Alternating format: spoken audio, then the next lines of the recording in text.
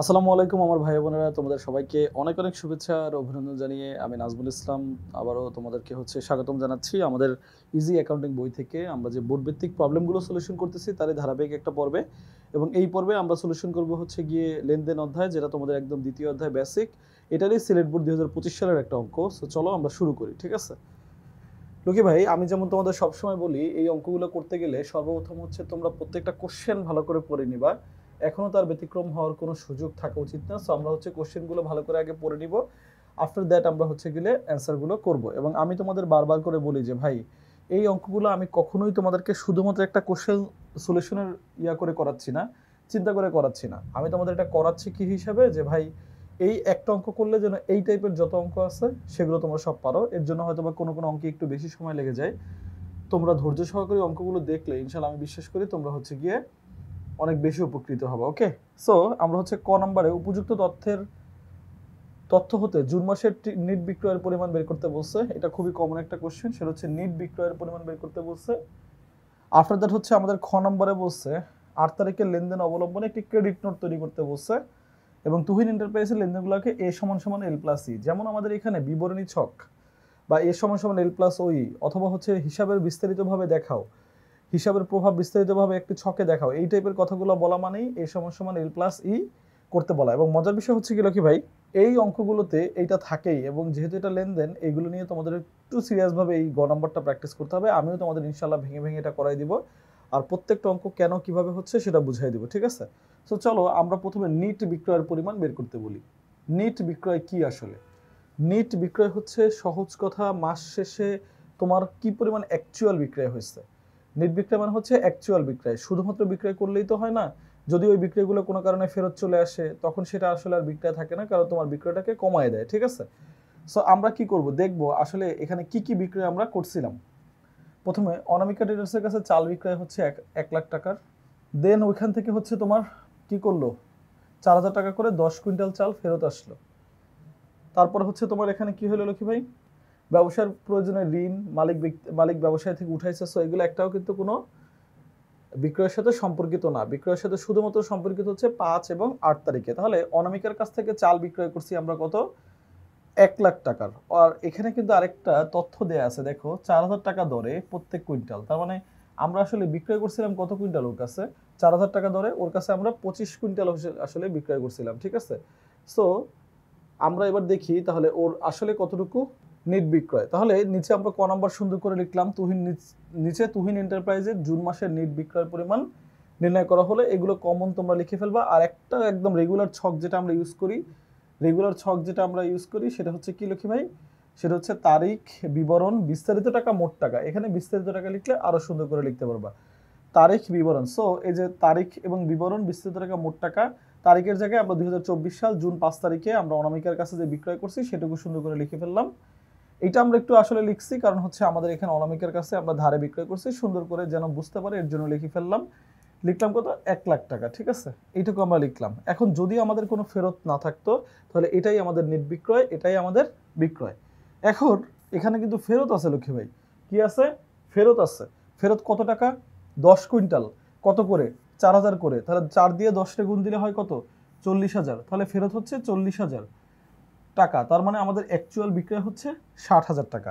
তাহলে আমরা এই যে নিট বিক্রয় বা অ্যাকচুয়াল বিক্রয় যেটা, অথবা মাস শেষে বিক্রয় যেটা, এটা কিভাবে বের করি, টোটাল যত টাকা বিক্রয় করছি সেগুলো যোগ করব, ওখান থেকে যতটুকু কারণে আমার বিক্রয় আবার কমছে বা ফেরত হয়েছে সেগুলো বাদ দিয়ে দিব। তাহলে আমরা পেয়ে যাব আমাদের নিট বিক্রয়। আরেকটা কথা, এই নিট বিক্রয় বের করতে গেলে তোমরা কিন্তু কখনোই সম্পত্তি ক্রয় বিক্রয় এর মধ্যে ধরবা না।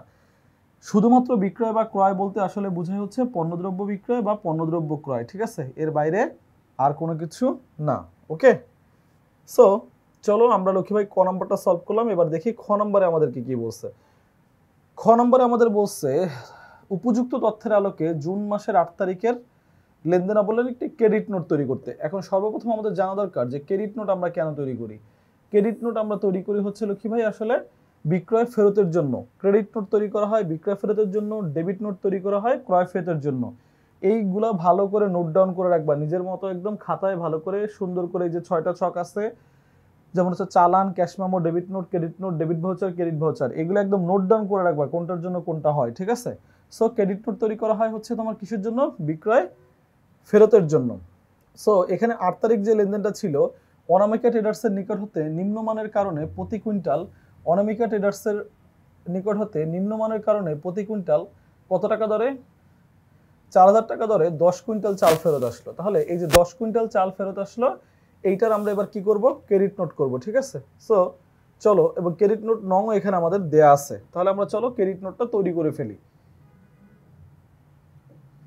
লক্ষ্মী ভাই দেখো, এইটা হচ্ছে একটা ক্রেডিট নোটের ছক, এটা হচ্ছে একটা ক্রেডিট নোটের ছক। এই যে সুন্দর করে আমাদের খ নম্বরে বলা আছে যে তুহিন কি বলছে, নিচে তুহিন এন্টারপ্রাইজের তথ্যের আলোকে, নিচে তুহিন এন্টারপ্রাইজের তথ্যের আলোকে 8 তারিখের লেনদেন অবলম্বনে একটি ক্রেডিট নোট তৈরি করা হলো। তোমরা এত কিছু যদি না লিখতে পারো তাহলে একেবারে সুন্দর করে লিখে দিবা তুহিন এন্টারপ্রাইজের ক্রেডিট রূপ নিচে দেয়া হলো, এত দরকার নাই, অথবা একটি ক্রেডিট নোট নিচে দেওয়া হলো, কারণ অতিরিক্ত সময় এক্সপেন্ড করা যাবে না। এটা 4 মার্কের একটা কোশ্চেন, 4 মার্কের জন্য তোমার যতটুকু বরাদ্দ তার চেয়ে 1 মিনিট কম খরচ করবা। সবসময় চেষ্টা করবা 20 মিনিটের অঙ্ক 16 মিনিট পর্যন্ত একটা বেস সেট করে রাখতে, এরপরে বাড়তি যেটা লাগবে সেটা তোমার জন্য বাড়তি। কিন্তু তুমি যদি 20 মিনিটের অঙ্ক সবসময় 22 মিনিট করো, অন্যটা আবার 24 মিনিটে করবা, দেখবা পরীক্ষার হলে গিয়ে এলোমেলো হয়ে যাবা। সো এই বেসটুকু সবসময় খেয়াল রাখবা লক্ষ্মী ভাই, ঠিক আছে? সো আমরা নিচে তুহিন এন্টারপ্রাইজের যে ক্রেডিট নোট তৈরি করব, এখানে তুহিন এন্টারপ্রাইজ ক্রেডিট নোট, দেখো যেহেতু এটা তুহিন এন্টারপ্রাইজ করছে তাই এখানে সুন্দর করে লেখা আছে তুহিন এন্টারপ্রাইজ ক্রেডিট নোট, ঠিক আছে? লেখা আছে। এবং এরপরে হচ্ছে এই যে ডান সাইডে দেখো তারিখ দেয়া আছে, কবের ঘটনা এটা? 8 জুন 2024-এর। আর এই সাইডে 3টা জিনিস থাকে বেসিক্যালি। এখানে থাকে প্রথম হচ্ছে ক্রেডিট নোট নং, প্রাপকের ঠিকানা এবং কার কাছে এটা ফেরত পাঠানো হলো, প্রাপকের ঠিকানা এবং নাম ও ঠিকানা, তার মানে অনামিকা ট্রেডার্স, ঠিক আছে? অনামিকা ট্রেডার্স, ওকে। প্রাপকের নাম ও ঠিকানা অনামিকা ট্রেডার্স, ওকে। এরপরে হচ্ছে সূত্র, এরপরে কি সূত্র এখানে বলা থাকবে একটা, যে আমরা আসলে কিভাবে কোন সূত্র অনুসারে এই কাজটা হয়েছে সেটা নাই, যদিও এর জন্য বাড়তি কোনো কিছু করি নাই। এইটুকু হচ্ছে প্রথম কাজ। প্রথম হচ্ছে তুহিন এন্টারপ্রাইজ ক্রেডিট নোট নং, তুহিন এন্টারপ্রাইজ ক্রেডিট নোট নং। তারপর হচ্ছে তারিখ, তারপর হচ্ছে তারিখ 8 জুন, মানে যে তারিখটা থাকবে সেটা বসাবা। এই পাশে 3টা জিনিস, একটা হচ্ছে ক্রেডিট নোট নং, একটা হচ্ছে প্রাপকের নাম ও ঠিকানা, এবং একটা হচ্ছে সূত্র, ঠিক আছে? ওকে। এরপর হচ্ছে আমরা যে বেসিক একটা ছক আমরা করি এটার, সেটা করব ক্রমিক নং। ক্রমিক নং কি লিখবো? ক্রমিক নং মালের বিবরণ এবং ফেরতের কারণ। এখানে আমরা একদম এক্সপ্লেইন করে দিব কেন এই মালটা ফেরত বা বিবরণ হয়েছে। তারপরে এখানে আরেকটা ছক করলে খুব ভালো হতো, সেটা হচ্ছে বিস্তারিত টাকা, বিস্তারিত টাকা, তাহলে আরো একটু ভালো হয় সুন্দর করে। তারপর হচ্ছে এখানে মোট টাকা, অথবা এখানে পরিমাণ টাকা, মোট টাকা, ঠিক আছে? যেটা দিতে সুন্দর হইতো। আচ্ছা, তাহলে আমরা এখানে সুন্দর করে লিখে ফেললাম যে আসলে কি কারণে বা কতটুকু ফেরত দিচ্ছি। এক্সপ্লেন, প্রতি কুইন্টাল 4000 টাকা দরে 10 কুইন্টাল চাল ফেরত আসছে এবং আপনাকে হিসাবকে উক্ত মালের দ্বারা ক্রেডিট করা হয়েছে। মানে সিম্পল করে যে আপনি এখানে ফেরত দিচ্ছেন সেটা আমরা পাইছি, এবং এই হিসাবে আপনাকে আমরা আমাদের কি বলে দেনাদার থেকে কমাই দিলাম, দেনাদার থেকে কমাই দিলাম। কারণ কি, দেনাদার হয় ডেবিট যখন বিক্রয় হয়, যখন এটা ফেরত হয় তখন কিন্তু ক্রেডিট হয়। এই যে ছোট ছোট বিষয়গুলো খেয়াল রাখবা। সো ক্রেডিট করা হয়েছে। এরপরে উনি সুন্দর করে 40,000 টাকা এখানে বসাই দিল, শেষ। কারণ এখানে কোনো কারবারি বাট্টা ছিল না বা কোনো অন্য কোনো ঝামেলা ছিল না, এর জন্য এটা খুবই ইজি হয়েছে। দেন বিক্রেতা তার একটা স্বাক্ষর দিয়ে দিল।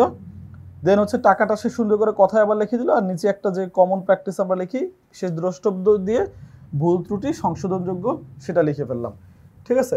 তারপরে আমি তোমাদের আরেকবার এটাকে একটু মানে রিকল করাই দিচ্ছি, সবাই আমার সাথে মনোযোগ দিয়ে শুনে, একদম জাস্ট ধ্যান দিয়ে। প্রথমে তুহিন এন্টারপ্রাইজ, দেন হচ্ছে ক্রেডিট নোট নং, যেটা আমরা করতেছি সেটা লিখলাম। তুহিন এন্টারপ্রাইজ হচ্ছে বিক্রেতা, এই পাশে তারিখ, এই পাশে হচ্ছে 3টা ছক, ক্রেডিট নোট নং লিখবো, প্রাপকের নাম এবং ঠিকানা লিখবো, আর একটা হচ্ছে সূত্র, উপরেরটুকু সাজাই ফেললাম। এবার মাঝখানের তারিখ কি, ক্রমিক নং, মালের বিবরণ এবং ফেরতের কারণ লিখে দিলাম। দেন পরিমাণ টাকা, মোট টাকা বা বিস্তারিত টাকা, মোট টাকা লিখে দিলাম। দেন আমরা এখানে কারণটা কি আছে উল্লেখ করলাম, যে আমরা 4000 টাকা করে 10 কুইন্টাল চাল ফেরত আসে দিয়ে দিলাম, এবং আপনাকে আমরা ক্রেডিট করে দিলাম। মানে আপনার কাছ থেকে যখন আমরা বিক্রয় করছিলাম তখন দেনাদার আমরা ডেবিট করছিলাম, এবার আপনাকে আমরা কমাই দিলাম। দেন বিক্রয় ব্যবস্থাপকের একটা স্বাক্ষর দিয়ে টাকাটা এখানে কথায় লিখে, দেন নিচে আমরা ভুল ত্রুটি সংশোধনের জন্য যে জিনিসটা লিখি, এটা অলওয়েজ একটা প্র্যাকটিস থাকে, সেটা আমরা লিখে দিলাম, শেষ। তাহলে আমাদের খ নম্বর শেষ, ওকে।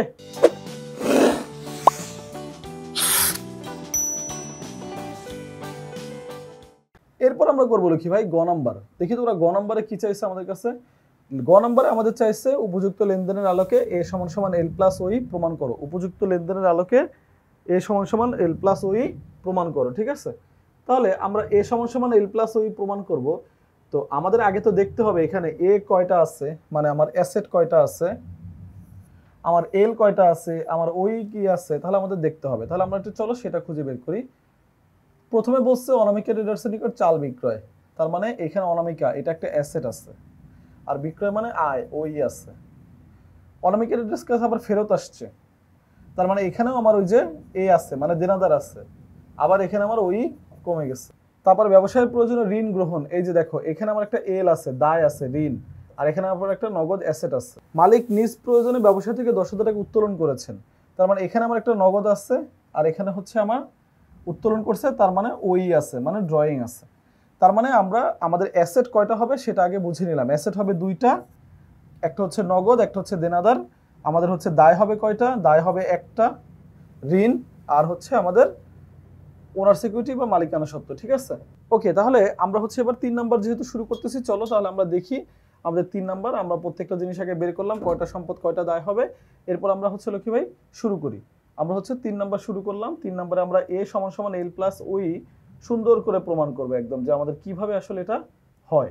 সো চলো, প্রথমে আমরা খুব ভালো করে বুঝলাম যে আমাদের এখানে এই লেনদেনের মধ্যে সম্পত্তি আছে দুইটা, একটা হচ্ছে নগদ, একটা হচ্ছে প্রাপ্য হিসাব। এখন বলতে পারো ভাইয়া এগুলো আপনি কিভাবে করেন? এগুলা মনে মনে নিজের মতো করে একটু জাবেদা করে নিতে হয়, অথবা তুমি দেখতে দেখতেই বুঝতে পারবা। যেমন হচ্ছে যখন আমরা এখানে এই লেনদেনগুলো নিয়ে দেখো, তোমাদের জন্য আবার একটু আমি ভেঙে দিচ্ছি যেন আমার ভাই বোনেরা বুঝতে পারে পারফেক্টলি। এই যে এখানে আমাদের সুন্দর করে বলছে, কি বলছে, অনামিকা ট্রেডার্সের কাছ থেকে চাল বিক্রয়, তার মানে বিক্রয় হচ্ছে আমার আয়, তাহলে আমার এটা ওনার সিকিউরিটির গেল। আর অনামিকা ট্রেডার্স হচ্ছে আমার একজন দেনাদার, অনামিকা ট্রেডার্স আমার একজন কি দেনাদার, তার মানে এটা হচ্ছে আমার একটা অ্যাসেট। এভাবে করে আমি বের করি যে আমার একটা দেনাদার বাড়লো, সো এইটা আমার একটা অ্যাসেট, এই অ্যাসেট আমি পাইলাম। ওকে, এই অ্যাসেট আমি পাইলাম। এরপরে কি আছে, অনামিকা ট্রেডার্সের নিকট হতে নিম্নমানের কারণে আবার তাইলে আবার একটা অ্যাসেট এখানে পাইছি, এই যে ফেরত আসছে, তার মানে দেনাদার কমছে। এবার বলছে ব্যবসায়ের প্রয়োজনে ঋণ গ্রহণ, ব্যবসায়ের প্রয়োজনে ঋণ গ্রহণ মানে কি, ঋণ নিছি, নগদ টাকা বাড়ছে, তার মানে এই যে একটা অ্যাসেট, আর ঋণ আমার জন্য একটা দায়, এই একটা দায়। এভাবে করে আমরা করে ফেলি। মালিক নিজ প্রয়োজনে ব্যবসা থেকে এত টাকা উত্তোলন করলেন, তার মানে এটা একটা অ্যাসেট, এটা একটা কি অ্যাসেট। আর এখানে কি বলছে, নিজ প্রয়োজনে, তার মানে উত্তোলন, উত্তোলন হচ্ছে ওনার সিকিউরিটি। এই সম্পত্তি আর দায়টা বিবেচনা করতে পারলে অন্যগুলো অনেক ইজি, ওনার সিকিউরিটির জন্য আলাদা করে আসলে তোমার এটা হিসাব করা লাগে না। সো এইভাবে করে আমরা দেখলাম এখানে আমাদের দুইটা সম্পত্তি আছে এর ঘরে। এই যে আমরা যে ছকটা করি যে এ সমান সমান এল প্লাস ওই, তো তোমাদের যে প্রবলেম হয় এ সমান সমান এল প্লাস ওই, তোমাদের যে প্রবলেম হয় যে ভাই এখানে সম্পত্তি কয়টা লিখবো, দায় কয়টা লিখবো, এইটা তোমাকে ওই লেনদেন পড়েই বুঝতে হবে যে এখানে কোন ধরনের সম্পত্তি আছে, কোন ধরনের দায় আছে, ঠিক আছে? সো আমরা হচ্ছে গিয়ে সম্পত্তি পাইছি দুইটা, দুইটা সম্পত্তি আমরা লিখে ফেললাম, একটা হচ্ছে নগদ আর একটা হচ্ছে দেনাদার বা প্রাপ্য হিসাব। দায়ের ক্ষেত্রে পাইছি হচ্ছে আমরা কয়টা, দায়ের ক্ষেত্রে পাইছি হচ্ছে আমরা একটা, এটার নাম হচ্ছে তোমার ঋণ হিসাব। ওরা এখানে ভুলে প্রদেয় হিসাব লিখছে, এটা হবে হচ্ছে ঋণ হিসাব, এটা হবে এখানে লক্ষ্মী ভাই ঋণ হিসাব, এখানে হবে ঋণ হিসাব, ঋণ হিসাব হবে। সো আমরা এটা লিখে ফেললাম। তো আমাদের এটা সাজানো শেষ, আমরা পারফেক্টলি জানি যে কিভাবে সাজাই। এ সমান সমান এল প্লাস ও ই, মানে আমার অ্যাসেট যা হবে আমার দায় এবং মালিকানা সত্ত্ব মিলেও তাই হবে। সো আমরা 2024 সাল জুন 5 তারিখ দেখলাম। প্রথম যে আমাদের লেনদেনটা ছিল এটা ছিল অনামিকা ট্রেডার্সের কাছে আমরা বিক্রয় করছি 1 লাখ টাকা। এবার প্রথমে আসি, বিক্রয় করছি, তার মানে আমার আয় হয়েছে, মালিকানা সত্ত্ব বাড়বে। আর এই যে মালিকানা সত্ত্ব, এটার কাজ কি, কিভাবে বাড়ে, সি প্লাস আর minus E minus D, C plus আর minus E minus D, C plus আর মাইনাস ই মাইনাস ডি, মানে ক্যাপিটাল এবং আয় হইলে মানে রেভিনিউ হইলে আমার এই ওনার সিকিউরিটি বাড়ে, আর ব্যয় আর উত্তোলন হইলে ওনার সিকিউরিটি কমে, ঠিক আছে? এই হচ্ছে আমার কাজ। এবার 2024 সালে জুন 5 তারিখে আমরা যেহেতু অনামিকা ট্রেডার্সের কাছে ক্রয় করছি মানে বিক্রয় করছি, তার মানে আমার এইটা মালিকানা সত্ত্ব বাড়ছে। আমার সাথে মিলে নাও, বুঝে বুঝে মিলে নাও লক্ষ্মী ভাই, এটা বাড়ছে, ডান। দেন যেহেতু এটা আমি ধারে বিক্রয় করছি, নগদ বাড়ে নাই, ব্যাংক বাড়ে নাই, বাড়ছে কি আমার দেনাদার, কারণ কি আমার প্রাপ্য হিসাব বা দেনাদার বাড়ছে, আমি তার কাছে টাকা পাবো। সো আমার দুইটা ইম্প্যাক্ট ছিল, দুইটা ইম্প্যাক্টই আমরা বসাই ফেলছি, শেষ। এর পরের তারিখে আবার কি হয়েছে দেখো লক্ষ্মী ভাই, এর পরের তারিখে বিক্রয় ফেরত আসছে, বিক্রয় ফেরত আসছে। ফেরত আসা মানে কি, যা আমার বিক্রয় ছিল তার চেয়ে আমার এবার 40,000 টাকা ফেরত আসলো। সো আগে আমার আয় ছিল কত, 1 লাখ, এখন যেহেতু ফেরত আসছে তাহলে 40,000 টাকা আয় আমার কমে গেল, কারণ এখন তো আমি তার কাছে 40,000 টাকা আদায় করতে পারবো না বা পাবো না। আয় থেকে 40,000 বাদ এবং ওই দেনাদার থেকেও আমার 40,000 টাকা বাদ। কারণ কি, আগে আমি 1 লাখ টাকা পাইতাম, এবার যেহেতু সে আমাকে 40,000 টাকা ফেরত দিয়ে দিল প্রোডাক্টের, তাহলে আমার এটা বাদ কমে গেল। কারণ কি, সে আমাকে হচ্ছে আর ওই টাকাটা দিতে পারবে না, আমি তার কাছে আর এটার অধিকার রাখি না, শেষ। এরপরে 15 জন বলছে ঋণ গ্রহণ। লক্ষ্মী ভাই সহজ কথা মনে রাখো, ঋণ নিলেই নগদ টাকা বাড়ে, ঋণ নিলেই নগদ টাকা বাড়ে, ঋণ নিলেই কি বাড়বে, নগদ টাকা বাড়বে। ওকে, তো ঋণ নিলে যখন নগদ টাকা বাড়ে তখন আমার এখানে কি করতে হবে, ঋণ নিলে যখন নগদ টাকা বাড়ে তখন আমার নগদে এটা করতে হবে, নগদে হচ্ছে এটা আমার অ্যাড হবে, নগদে কি হবে, অ্যাড হবে, নগদে অ্যাড হবে। সো এই যে আমার নগদে অ্যাড হবে, এইটা আমার হচ্ছে গিয়ে নগদে যেয়ে হিট করবে। এটা আমার কি হবে লক্ষ্মী ভাই, নগদে যেয়ে হিট করবে। কোথায় হিট করবে, নগদে গিয়ে। তাহলে নগদে কত বাড়লো, নগদে আমার 1 লাখ টাকা বেড়ে গেল। এই যে আমার দেখো নগদে 1 লাখ টাকা বাড়লো। আর এই ঋণ যে আমি নিচ্ছি, এই যে এখানে আমরা ঋণ লিখে রাখছিলাম, এই যে ঋণ আমরা নিচ্ছি, এই ঋণ আমাদের জন্য হচ্ছে একটা দায়। তো আমি যেহেতু ঋণ নিছি, একটা দায় আমার বাড়ছে, সাথে সাথে আমার নগদ টাকাটাও বেড়ে গেছে। এই কনসেপ্টগুলো ভালো করে খেয়াল রাখতে হবে যে আমার ঋণ নিলে আমার অবশ্যই নগদ টাকা ইম্প্যাক্ট ফেলবে, সাথে হচ্ছে আমার দায় বাড়বে। আর যদি এখানে ব্যাংকের আলাদা কোনো হিসাব থাকতো তাহলে অনেক সময় ব্যাংক ঋণ বলা থাকলে ওটা ডিরেক্ট যে ব্যাংকে যেহেতু জমা হয় তখন তুমি ব্যাংকেও জমা দিতে পারো। কনসেপ্ট আসলে অ্যাকাউন্টিংয়ে ডে টু ডে চেঞ্জ হয়, কারণ আগের যে বিলিফটা ছিল পরবর্তীতে গিয়ে হয়তো বা সেই বিলিফটা থাকে না। যেমন দেখো এখন কার্ডের চলন হয়েছে, কার্ডের লেনদেনগুলো তো অ্যাড হয়েছে। সো এই বিষয়গুলো কনসেপ্টগুলো খুবই ক্লিয়ার রাখতে হবে। ব্যাংক ঋণ বলা থাকলে সাধারণত এখানে ব্যাংক নামে আমরা আরেকটা হিসাব দিয়ে সেখানে টাকাটা জমা করে দিতাম। আর এটা যেহেতু ডিরেক্ট ঋণ বলছে তাই ঋণ নামে আমার একটা দায় বাড়াইছি আর নগদে বাড়ছে, ঠিক আছে। এরপর বলছে মালিক উত্তোলন করে নিচ্ছে। মালিক কি উত্তোলন করে নিচ্ছে, মালিক নগদ টাকা উত্তোলন করে নিচ্ছে পরবর্তী লেনদেনে, যেটা আমাদের ছিল, যেটা ছিল হচ্ছে 22 তারিখের। তো নগদ যেহেতু উত্তোলন করে নিচ্ছে তাহলে নগদ কমছে, মালিক যেহেতু নগদ উত্তোলন করে নিচ্ছে তাহলে নগদ কমছে, আর এখানে মালিকানা সত্ত্ব কমছে, নগদ কমছে আর এখানে মালিকানা সত্ত্ব কমছে। কি কমছে, নগদ কমছে আর মালিকানা সত্ত্ব কমছে। কারণ কি, মূলধন দিলে যেমন আমাদের এখানে লক্ষ্মী ভাই মূলধন দিলে যেমন প্লাস হয়, ড্রয়িং বা উত্তোলন করলে তেমনি মাইনাস হয় মালিকানা সত্ত্ব। মালিকানা সত্ত্ব 4টা জিনিস দিয়ে প্রভাবিত হয়, একটা হচ্ছে আয়, একটা হচ্ছে ব্যয়, একটা হচ্ছে তোমার মূলধন, আর এটা হচ্ছে উত্তোলন। সো এই যে উত্তোলন, এই উত্তোলন হচ্ছে আমার কি করছে, আমার এই মালিকানা সত্ত্বকে কমাই দিচ্ছে। সো আমরা সবকিছু এবার পারফেক্টলি বসাইলাম, তারপরে যোগ বিয়োগ করে আমরা সম্পদ পাশ দেখি কত আছে, কারণ আমার দুইটা তো সমান হইতে হবে ভাই। সম্পদ পাশে হয় 90,000, প্রাপ্য হিসাব আছে 60,000, সব মিলিয়ে 1,50,000 আমার সম্পদের পাশে। দেখি দায়ের পাশ কত হয়, দায়ের পাশ আছে হচ্ছে 1 লাখ। আর এই যে 1 লাখ থেকে 40,000 গেছে, 40,000 থেকে থাকে 60, 60 থেকে আবার 10 গেছে, সব মিলে আসছিল 50,000 আমার ওনার সিকিউরিটি, মিলে হয়েছে 1 লাখ। তার মানে এখন আমরা বলতে পারি যে আমার এই যে এ সমান সমান এল প্লাস ওই একদম পারফেক্টলি মিলে গেছে, কারণ এই পাশে আমার সম্পত্তি যতটুকু, এই পাশে আমার দায় এবং মালিকানা সত্ত্ব থেকেও ততটুকু। এই যে অঙ্কটা যেটা তোমাদের তৃতীয় অধ্যায় মানে 3 নম্বরে করাইলাম লক্ষ্মী ভাই, এখানে একটা বিষয় হচ্ছে এই অঙ্কগুলো প্র্যাকটিসের কোনো বিকল্প নাই। এই অঙ্ক করতে গেলে সবসময় নিজেকে জাস্ট একদম ফোকাস রিফ্রেশ রাখবা যে ভাই আমার কি ঘটছে। যেমন ধারে বিক্রয়, ওকে ভাই বিক্রয় করছি তার মানে আয় হয়েছে, মালিকানা সত্ত্ব আমার কিসে কিসে চেঞ্জ হয়, এভাবে করে একদম চোখ বন্ধ করে মালিকানা সত্ত্ব আমার কিসে কিসে চেঞ্জ হয়, মালিকানা সত্ত্ব চেঞ্জ হয় আমার আয়, ব্যয় আর হচ্ছে গিয়ে মূলধন এবং উত্তোলনে। তার মানে এটা আমার আয় হয়েছে, মালিকানা সত্ত্ব বাড়ছে। আর বিক্রয় করে কি পাইছি, নগদ টাকা পাইছি, নগদ বাড়ছে। যদি ধারে হইতো তাহলে কি পাইতাম, দেনাদার, তার মানে দেনাদার বাড়তো। যদি ব্যাংকে করতাম তাহলে কি হইতো, ব্যাংক বাড়তো। এইভাবে করে একদম প্রত্যেকটা জিনিসের এক্সপ্লেইন সহকারে নিজের মধ্যেই গেঁথে নিবা যে কোনটা কি হয়, তাহলে এগুলো অনেক ইজি লাগবে। আরেকটা কথা, কয়েকটা লেনদেন আছে যেগুলো হচ্ছে তোমার একটু মানে ইম্প্যাক্ট করে আলাদাভাবে, একটু চিন্তার বাইরে গিয়ে, ওগুলো সুন্দর করে নোট ডাউন করে রাখবা, ইনশাল্লাহ তোমাদের জন্য অনেক বেশি ইজি হবে। আর যখন আমি এই অঙ্ক করতে করতে ওগুলো পাই তখন তো আলাদা করে হাইলাইট তোমাদের জন্য দিয়ে দিই।